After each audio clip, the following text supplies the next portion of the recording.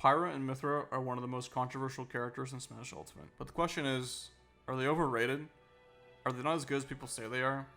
Or are they busted and deserve to be on the watch list just like the infamous Blockman? Let's find out. And before we jump in, I post new videos every single week, so if you'd like to keep up to date, hit that subscribe button. It's completely free, and it helps the channel out tremendously. Without further ado, let's begin. Pyra and Mythra were added to Smash Ultimate as part of the version 11.0 alongside Fighters Pass 2 on March 4th, 2021, and since then, they've been considered a contender for top 3 in the game. They also don't have a very high skill ceiling. They're one of the characters that's easy to get the hang of pretty quickly, and with Mythra's speed, frame data, and low end lag, into Pyra's kill power, and ability to ledge guard, it's no wonder they'd be talked about so highly. Now despite that, this character does come with their own set of weaknesses, and other characters that they tend to struggle against. So, let's talk about it. One of their main weaknesses is their recovery, being short-ranged and super vulnerable.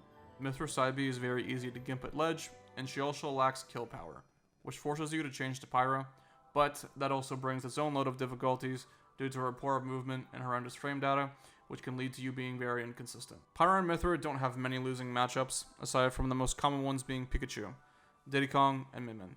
I've heard opinions on them losing to Wolf, Sheik, and Joker.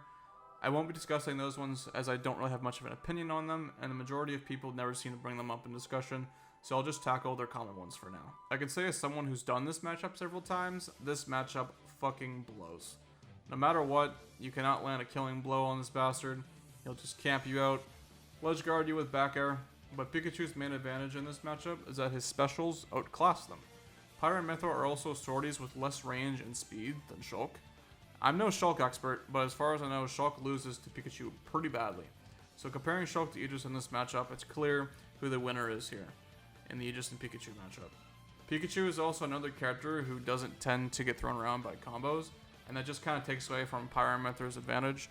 And Pikachu in general has always just been really good against sword fighters, so that just kind of makes the advantage for him in this situation just a lot better. The next matchup on this list is Diddy Kong.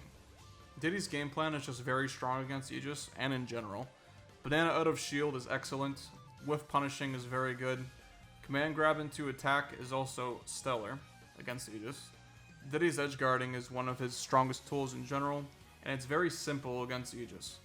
And Pyra is not very usable in this matchup, and you'll be left sticking with Mythra, which has its own issues, and Diddy has always just been a strong character against most swordies, so it's just one of his greater advantages in general, so it's no surprise that this would also apply to the Aegis matchup. Now on to their last losing matchup that I'm going to discuss, which is Min Min.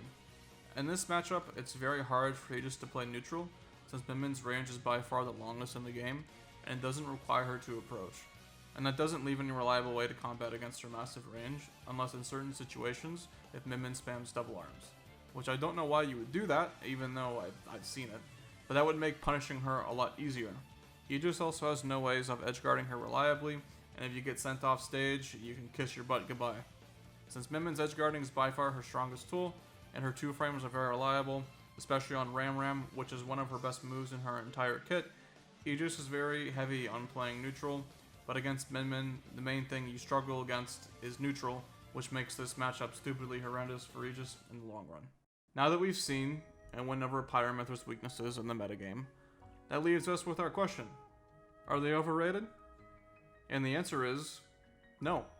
Despite them losing a few matchups, Pyra and Mythra still have several redeeming qualities, such as frame data, kill power, strong neutral game, good aerials, and great punishing options, which I think earns them a rightful spot in the top tier of Smash Ultimate.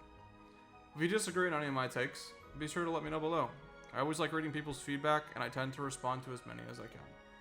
If you liked what you saw here today, hit that like button, subscribe for more content like this in the future. You can find links to my social media in the description below if you want to interact with me.